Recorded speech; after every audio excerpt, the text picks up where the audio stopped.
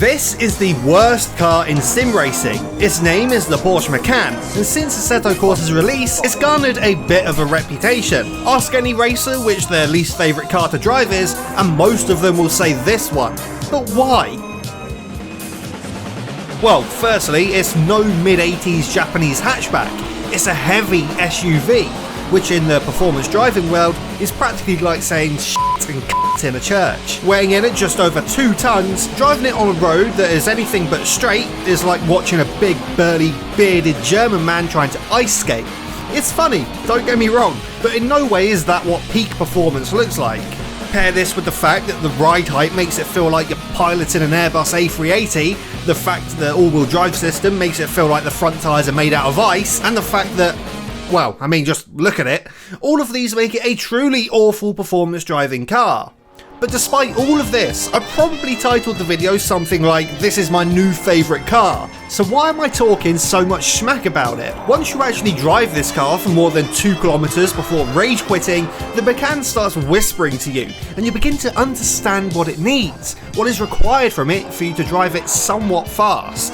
And let me tell you, what it needs is a Touge driver's wet dream, if they're even capable of having those yet.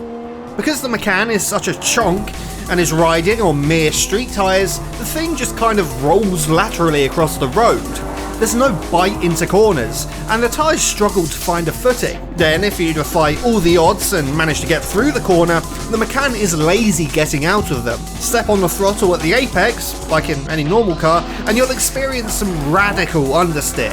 All of this means, surprisingly, you almost have to drive it like a vintage Group B car. If you want to avoid the inevitable understeer, you have to use all 2 tons of sheer obesity to your advantage, and put it to use by making it push you around corners. And because it's barely all-wheel drive, that means once you're pointed out of the corner, you can simply step on the throttle and save yourself from dying a horrible, fiery and embarrassing death.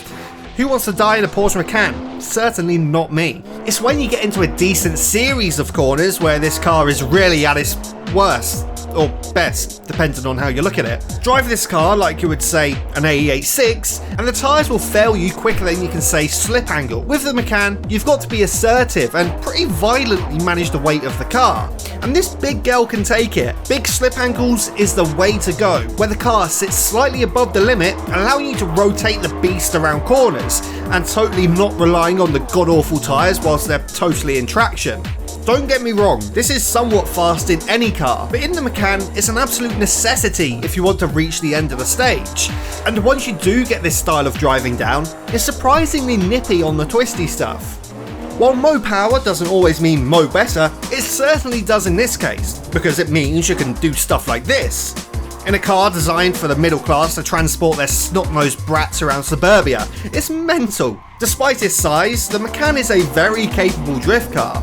It's got 400 turbocharged horses under the hood, a seemingly rear-biased all-wheel drive system, and enough weight behind it to break traction on even F1 tyres with a tiny flick of the wheel. And once that rear end gets loose, you ain't getting it back for love nor money. And that isn't where the Group B comparisons end.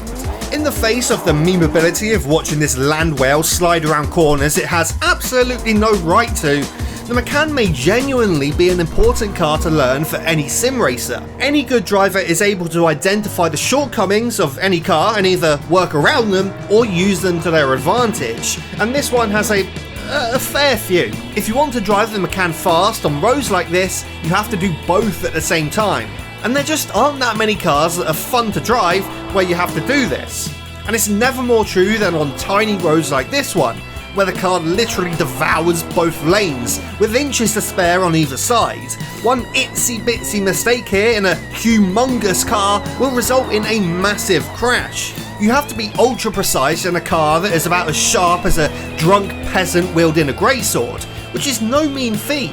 You'll find yourself dancing on the pedals, delivering grip to the tyres that need it most, only braking traction when absolutely necessary, and overall focusing more on not running even a millimetre wide than ever before. If you were doing this in pretty much any other car, your skills wouldn't be getting worked out nearly as hard.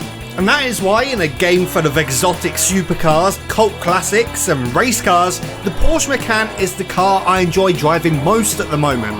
And this seems to be a common trend for me. I've driven pretty much every type of car there is to drive in sim racing, from bone stock front-wheel drive city cars to rear-wheel driven 1-ton downforce hill climb beasts. But the cars that I find most fun are the oddballs, the weirdos, the cars that are neither this nor that. The Macan is a heavy SUV, which would be somewhat normal on its own, but pair that with the 3.6 litre twin-turbo V6 and you have a car that is truly unique.